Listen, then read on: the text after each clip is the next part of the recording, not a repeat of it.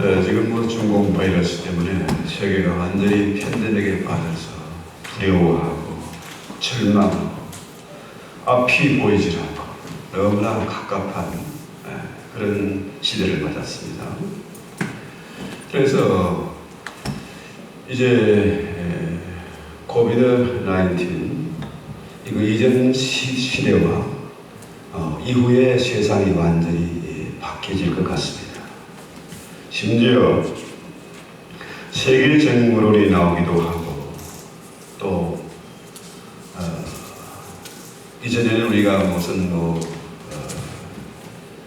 666이니 또 무슨 베리칩이니 여기에 대해서 음모론이다 그랬는데 이게 정말 점점 실감이 나는 그런 시대, 정말 주님 오실 때가 가까운 그런 시대가 된 것 같습니다.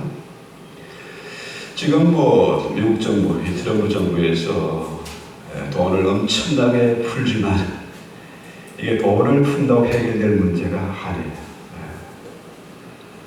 한 나라가 무슨 잘한다고 해서 해결된 문제가 아니고 이 전염병이라는 것이 정말 빛의 속도로 비행기 속도로 퍼지기 때문에 이건 감당이 안 되는 그런 때입니다.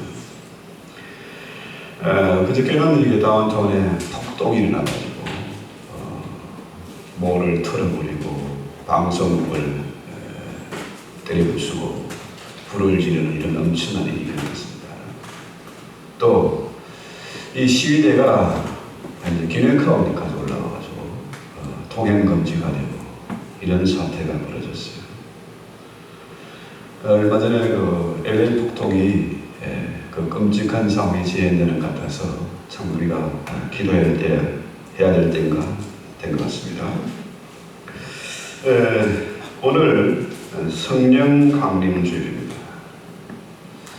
이 성령은 예수님이 십자가를 지고 죽으신 다음에 부활하셔서 주님이 제자들에게 말씀하셨지 않습니까?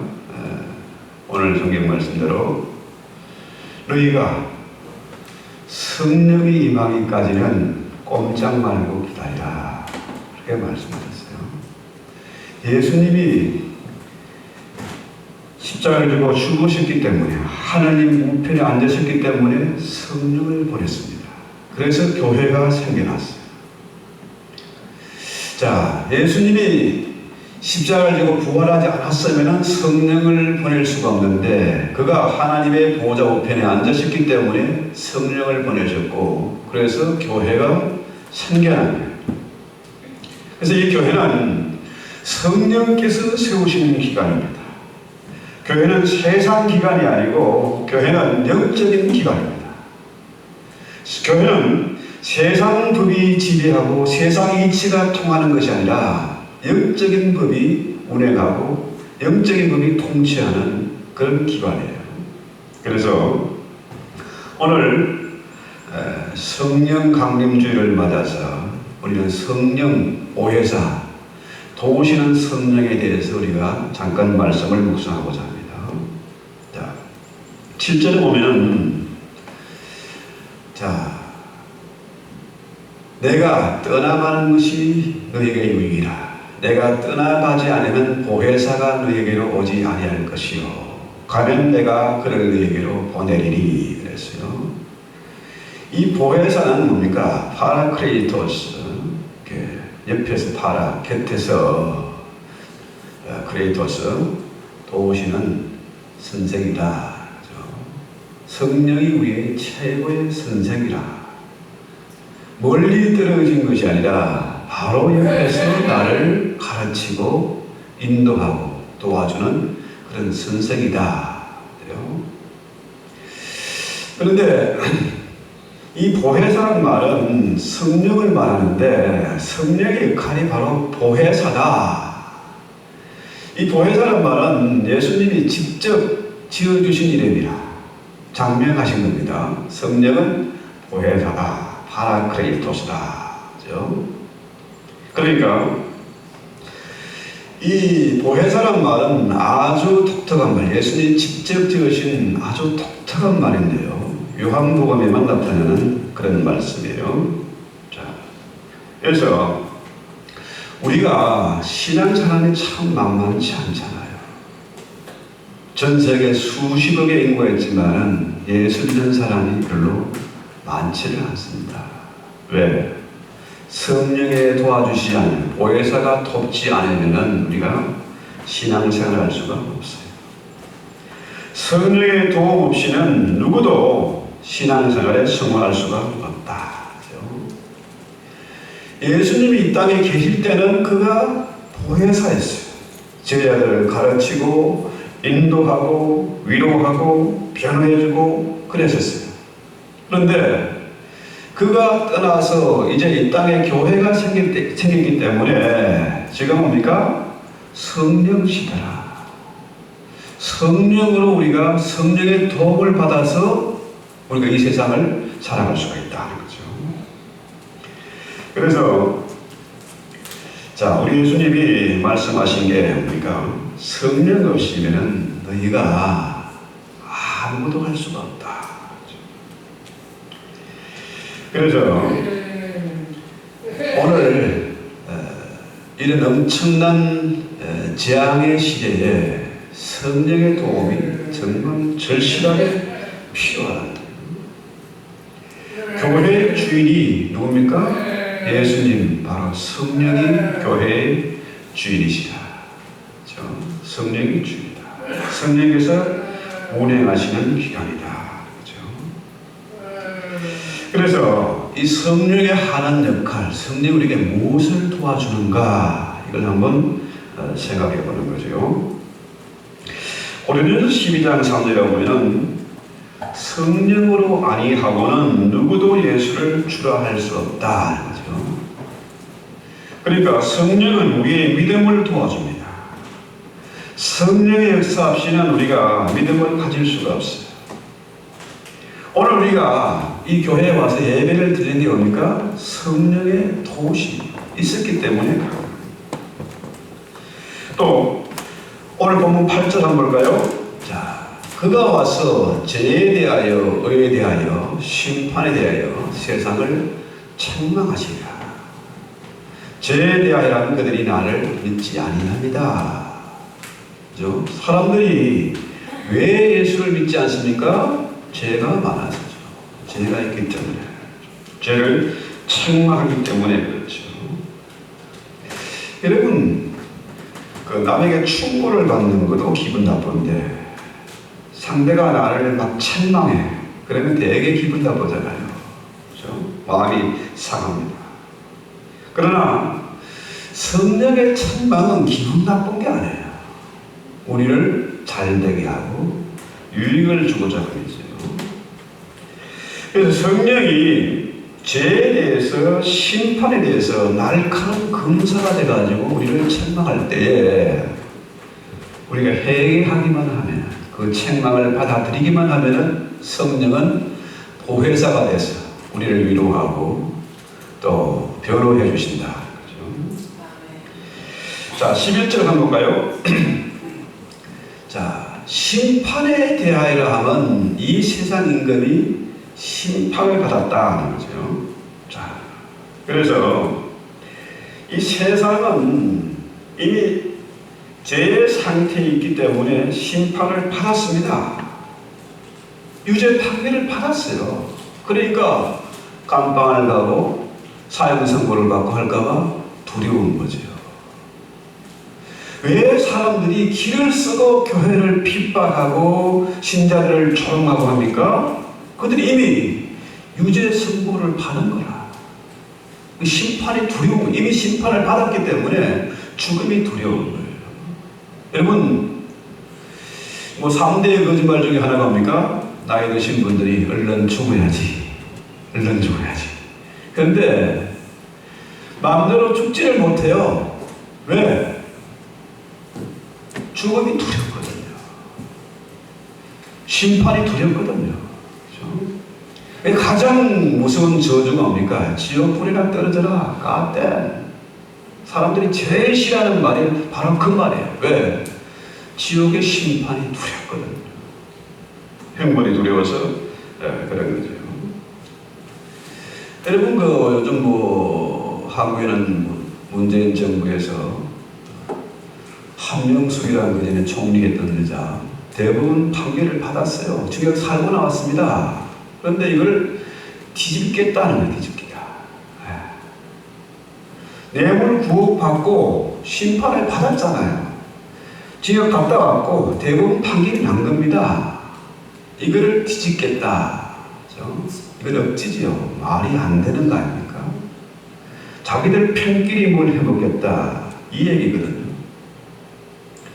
그래서 세상 사람들이 아무리 발부둥을 쳐도 이미 죄에 대해서 심판을 받았다는 거예요. 그러니까 심판받았으니까 그래요. 판결이 났으니까 그들이 갈 곳은 어디요? 지옥의 불이거든요.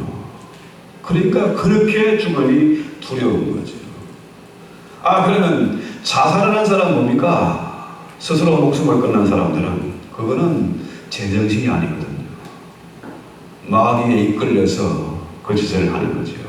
그건 말이 안 되는 생각지입니다. 그래서 13절에 보면 그러나 진리의 성령이 오시는 그가 너희를 모든 진리 가운데로 인도하신다. 그렇죠? 자, 여기서 성령은 진리의 영이기 때문에 우리를 진리 가운데로 인도하세요. 하나님의 성령은 우리를 진리 가운데로 인도하시면서 당연히 그럴 만한 능력이 있다는 거죠. 자, 요즘 같은 시대에 참 앞이 보이지 않습니다. 언제 이것이 재앙이 끝날지, 이 재앙이 끝나고 어떤 세상으로 바뀔지 감이 오질 않잖아요. 그러나 우리가 조금도 두려워하지 아니할 것은, 자, 우리 예수님은 길과 진리와 생명 되세요. 그분은 바다 가운데로 길을 내서 그 바다를 건너게 하시고, 사막 가운데도 길을 내서 40년 동안 이스라엘 인도하시고, 요단강도 말려서 그 길을 건너게 하시는 분이시다 하는 거죠. 그래서 우리는 이 말씀이 위로가 된다는 거죠. 자, 요한복음 14장 26절에 보면은 보혜사 아버지께서 보내실 성령 그가 너에게 모든 것을 가르치고 생각나게 하시리라. 성령이 오셔야 하나님의 말씀이 배운 것이 생각이 납니다. 그래야 우리가 죄가 무엇인도 알고 또 우리 앞날도 알 수가 있는 거죠. 왜 사람들이 죄가 무엇인지 구원이 무엇인지 왜 모릅니까? 성령의 역사가 없기 때문이에요. 그들이 성령의 법 아래 있지 않고 육체의 법, 죄의 법, 마귀의 법에 사로잡혀 있기 때문에 이것을 모르는 겁니다. 당연한 거예요. 자, 그렇다면 오늘 우리는 왜 여기 와 있습니까? 생명 걸고 마스크 쓰고 어째서 여기 와 있습니까? 성령이 내 안에 계시기 때문에. 누구도 맨정신 가지고는 예수를 믿을 수 없습니다. 성령의 세술에 취해야 되고 성령 충만을 받아야 가능한 일이거든요. 솔직히 말해서 목사는 교회를 섬기면서 크든 작든 사례를 받고 또 생활을 합니다. 근데 평신도들은 뭐예요?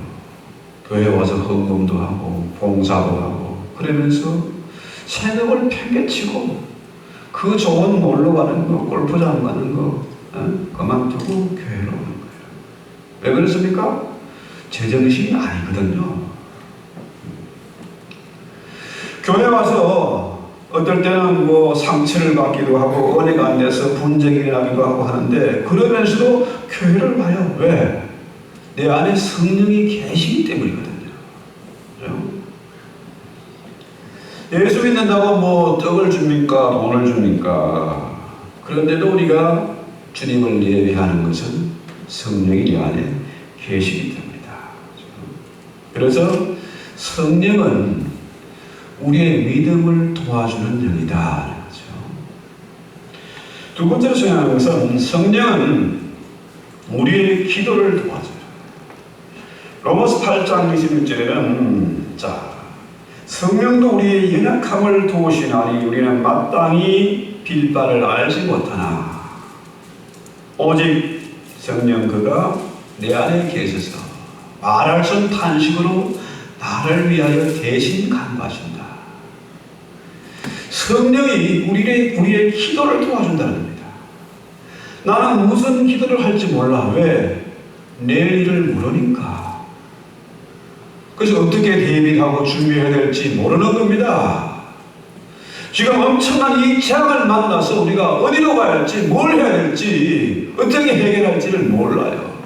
그런데 성령 그가 나를 대신해서 말할 수 없는 탄식으로 나를 위하여 기도하고 계신다. 할렐루야. 이게 엄청난 은혜예요. 성령은 내 일도 알고 계시고 나를 나보다도 더 잘 알고 계시고 우리가 뭐가 필요한지도 그분이 다 알고 계세요. 그래서 그가 대신 간구하는 거라. 사실 우리가 기도 행동하면서 여러 가지를 위해서 기도합니다. 그런데 그 기도가 사실은 헛것일 수 있어요. 만약 내가 구하는 기도를 하나님이 다 응답하시면 그게 재앙입니다. 어떤 면에서는요. 완전히 헛것을 구하는데도 그래도 아직까지 우리가 믿음을 지키고 오늘 우리가 예배하는 것은 성령 그가 대신 간구하시기 때문에. 그래서요, 오늘 우리는 짧은 시간이지만 성령을 바로 알고 성령 안에서 기도. 이게 뭡니까? 성령 안에서의 기도가 방언 기도예요. 랄랄라 하는 게 방언이 아니고요. 뭐 연습해서 되는 게 그 방언 기도가 아니고요. 성령 안에서 하는 기도. 엄밀한 중에 계신 엄밀한 하나님께 엄밀하게 골방에서 하는 그 기도가 바로 하나님과 통하는 기도, 성령 안에서 하는 그런 기도예요. 세 번째로는 성령은 우리의 삶을 도와줍니다. 다시 말해서 우리의 삶을 인도하신다. 성령의 인도하심이죠. 로마서 8장 28절에 보면은 하나님의 사랑하는 자, 곧 그 뜻대로 부르심을 입은 자들에게는 모든 것이 합력하여 선을 이룬다.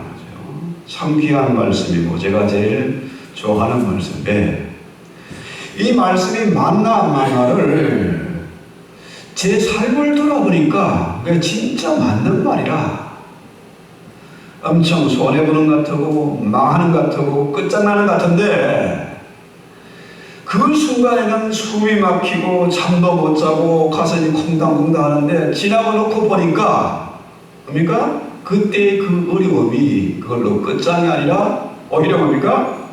합력해서 선을 이루었더라. 너무나 귀한 말씀이죠.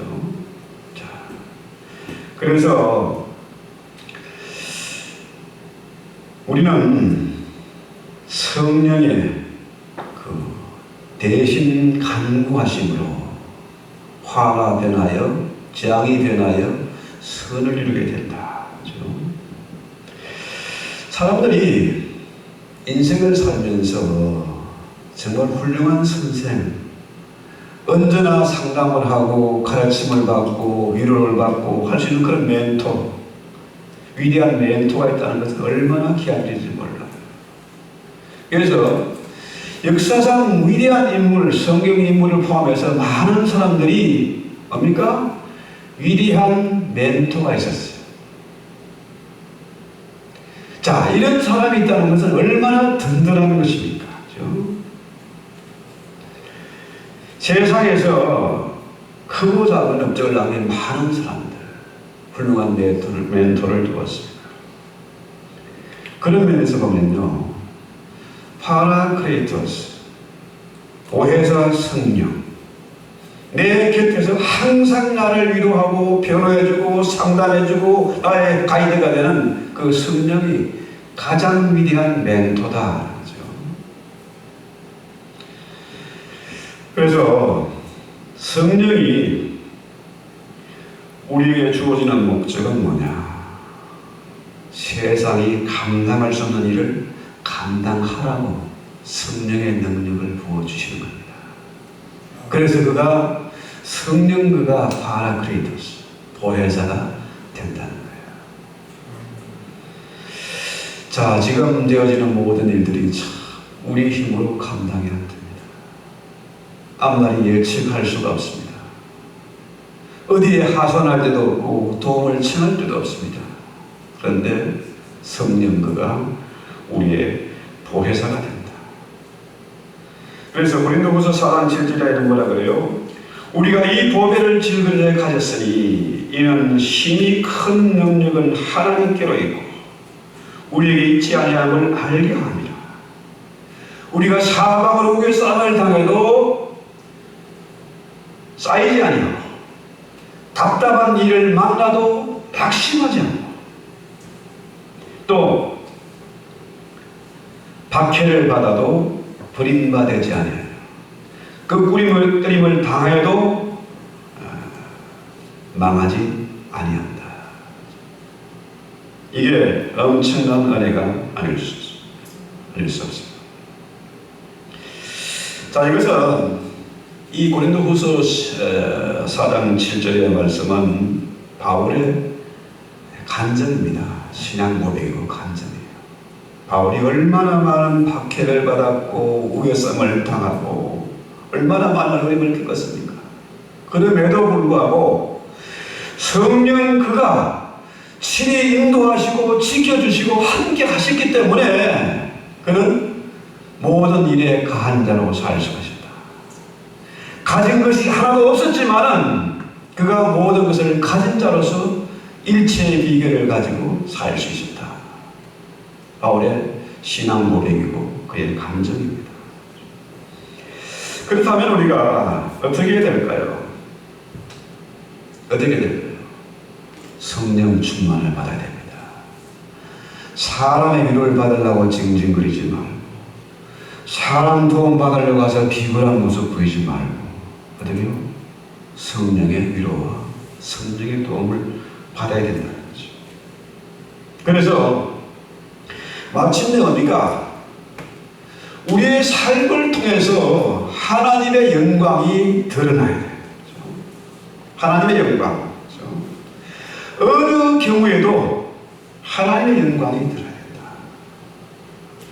저희가 도저히 내가 할 수 없는 일이었고 사람의 힘으로 할 수 없는 일이었는데 하나님이 도우시고 하나님이 함께 하시고 하나님의 성령이 친히 인도하셨다. 이것이 드러나서 사람들에게 저들이 과연 저 사람은 하나님이 함께 하시고 하나님이 도우시는 사람이다. 이런 증거가 드러나야 된다는 거죠. 자, 이렇게 좋은 성령, 우리의 믿음을 도와주시고 우리의 기도를 도와주시고 우리의 삶을 인도하신 이 성령님을 통해서 우리가 하나님의 영광이 반드시 드러나야 되는데 문제는 뭐예요? 우리가 정반대로 가는 거죠. 자꾸만 반대로 가는 거예요. 성령 충만을 받지 않고 반대로 가는 게 뭡니까? 성령을 해방하는 거예요. 내 안에 계신 성령을 소멸시키는 겁니다. 예수 믿은 지 10년이 되고 30년 된 사람도 자꾸 한번 성령님 오시옵소서, 성령님 오시옵소서, 성령 받아라 설교하고 성령님 오세요. 사실은 성령님 어디 계세요? 내 안에 계세요. 우리 몸이 그래서 성전이라고 하잖아요. 성령이 계시니까 우리 몸이 성전이라. 그러다니는 성전이에요. 근데 자꾸만 성령님 오시옵소서, 성령 받아라. 이게 참 무식한 얘기잖아요, 사실은.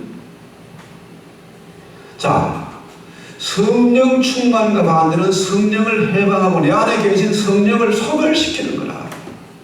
그런데 히브리서 뭐라고 그래요? 내가 너희를 고아와 같이 가부같이 버리지 아니할 것이다. 성령이 내 안에 계시기 때문에 나는 결코 심판의 자리에 나가지 않습니다. 왜? 이미 십자가로 말미암아 나는 이전에 나는 죽었고 내 안에 새로운 예수로 말미암아 새 생명을 얻었다는 거죠. 그렇다면 잘못된 일이 전혀 없어요. 지옥 갈 수가 없으면 성령이 지옥 못 가는 거죠. 그래서 문제는 뭡니까? 자꾸만 우리가 성령과 거꾸로 가고 성령을 해방하고 성령을 소멸시키면 뭡니까? 고아가 되고 과부가 되고 망하는 거잖아요. 그렇죠? 주님 분명히 말씀하십니다. 자, 사람 죽이고 도둑질하고 사기치는 거 이거 용서가 됩니다. 살인강도도 용서받아요. 그런데 성령을 해방하는 죄는 용서가 없다는 겁니다. 자, 그래서 우리가 이 성령 충만하지 못한 이 현실을 우리가 회개하고 기도해야 되겠다. 그렇죠? 문제는 성령의 존재를 인정하면서 사람들이 있고요. 지 고집대로 삽니다. 아직도 내 안에는 못난 자아가 있어가지고 지 성질대로 고집대로 살아요. 이게 바로 성령을 해방하는 겁니다. 세상에서 가장 큰 죄는 살인하고 간음하고 도둑질하고 이게 아닙니다. 성령을 해방하는 죄가 가장 큰 죄. 독생자 예수님이 십자가를 지고 부활하셨는데 하나님의 또 다른 아들, 독생자라는 왜 아들 아닙니까? 하나님 아들이 또 있는 게 아니에요. 그래서 그가 보내신 성령을 해방하고 교회를 부인하는 것, 이건 용서가 안 된다. 그래서 인간은 영적인 동물입니다. 악령이 지배하든지 성령이 지배하든지 우리 인간은 영적인 동물이에요. 여기에 계신 분들이 다 천하보다 귀한 분들입니다. 우리 문상호 선생님 저렇게 말도 못하고 어려운 가운데 있지만 주 안에 하나님의 영이 있기 때문에 천하보다 귀한 거예요. 어린아이가 천하보다 귀한 것은 뭡니까? 인간이 영적인 동물이기 때문에 그렇습니다. 그렇죠? 그래서 성령을 모시고 살면은 성령은 살리는 영이잖아요. 성령은 인격적인 영이잖아요. 성령은 아주 고상한 영입니다. 악령은 더럽고 악한 짓을 만들어요. 짐승보다 더 악한 짓을 합니다. 그런데 성령은 어떤 영입니까? 고상하고 인격적이에요. 그래서 예수쟁이는 말쟁이가 아니고 예수쟁이는 어떻게 해요? 신사가 되고 아주 나이스하고 젠틀해야 됩니다. 그래서 성교회 오래 생활을 오래 하고 30년 생활하고 무슨 집사 장로가 되고 권사가 되고 이게 중요한 게 아닙니다. 금식기도 많이 하고 방언을 줄줄 하고 이게 중요한 게 아닙니다. 성령의 사람은, 성령 충만한 사람은 아주 고상한 사람. 그래서 예수쟁이 가운데 변덕 부리고 심지어 자기 자신도 믿지 못할 정도로 그런 이상한 짓을 하는 사람 뭡니까? 그건 성령의 사람이 아니라 성령 충만하지 못하기 때문이다. 그래서 오늘 우리 성령 강림주일을 맞아서 우리가 기도해야 될 것은 뭡니까? 성령 충만받지 못한 것을 회개해야 됩니다.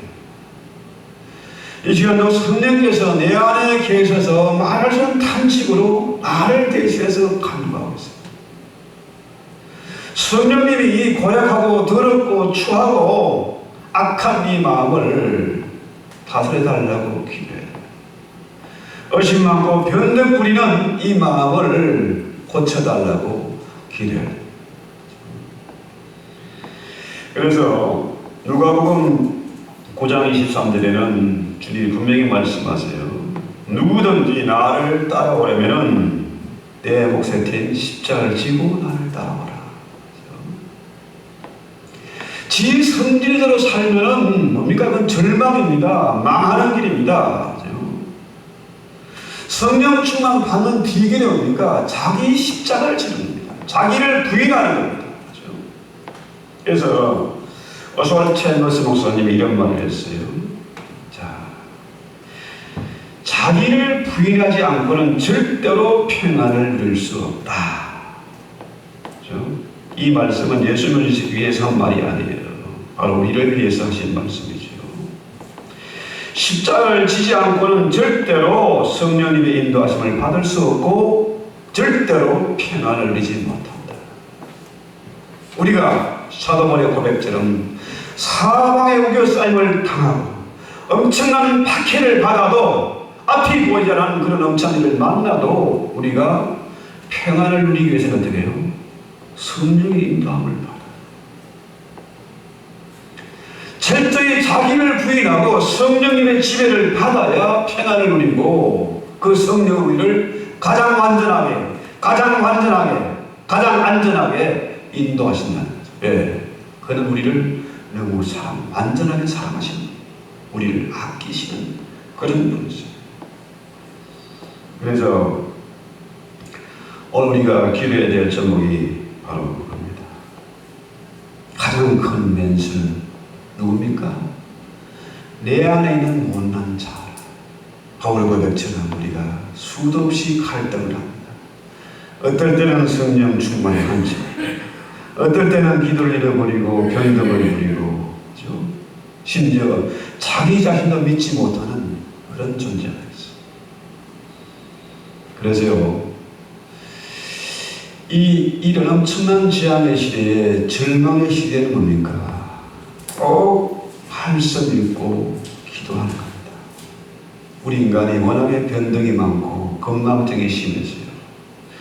건강 전환이 도도 잊어버리고 뭐 찾아가 돌아다니고 깜빡깜빡해요. 왜? 하도 복잡하니까, 생각이 복잡하니까, 피곤하니까. 그래서 주님의 말씀대로 살아가고 가고 성령의 인도함을 받기 위해서는 어떻게 됩니까? 끊임없이 말씀을 읽고 기도해야 돼요. 지금처럼 정말 전혀 앞날이 예측이 되지 않아 이런 시대에는 어떻게 됩니까? 성령의 인도를 받기 위해서는 말씀을 읽고. 이 부흥이란 뭡니까? 말씀의 부흥입니다. 말씀의 부흥은 철저히 자기를 부인하고 회개하는 가운데 그때 비로소 회개 운동이라고 말씀 운동이라고 부흥하는 역사가 있습니다. 지금은 정말 좋은 때입니다. 만나는 사람도 없고 갈 데도 없고 어떻게 해요? 말씀 읽고 기도하고 성령의 음성을 듣고 성령의 음성을 받아야 되겠다. 그래서 성경 공부가 필요해요. 성령 그가 파라크리토스, 내 곁에서 나를 가르치는 선생이다. 내 믿음을 돕고 내 기도를 도와주고 내 삶을 인도하는 가장 위대한 선생, 바로 성령이십니다. 우리 찬송하기도 합시다. 191장 주의 성령과 동행하고 주님과 함께하는 기쁨의 생활, 승리한 생활을 위해서 우리 찬양하기도 합시다.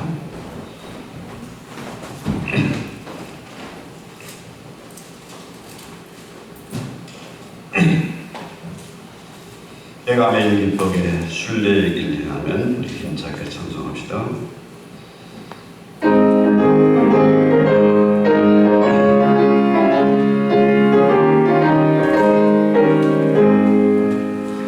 내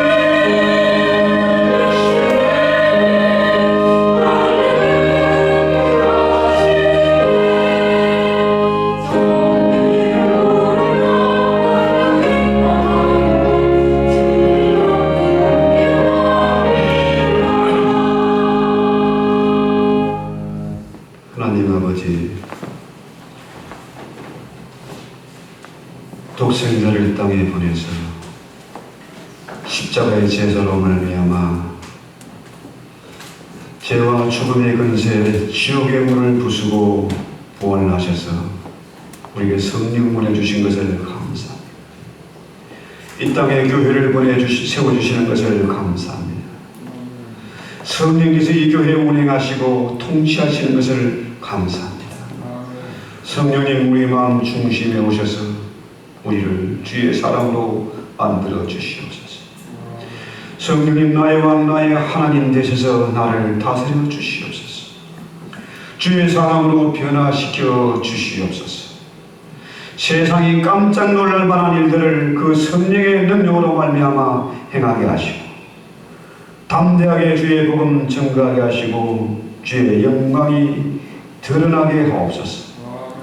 세상은 지금 숨죽이고 거리를 두고 있지만은 내 안에 성령이 역사하셔서 담대하게 하시고 지혜롭게 하시고 건너있게 하셔서 이 마지막 시대의 사명 감당케 하옵소서. 예수님의 이름으로 기도했습니다.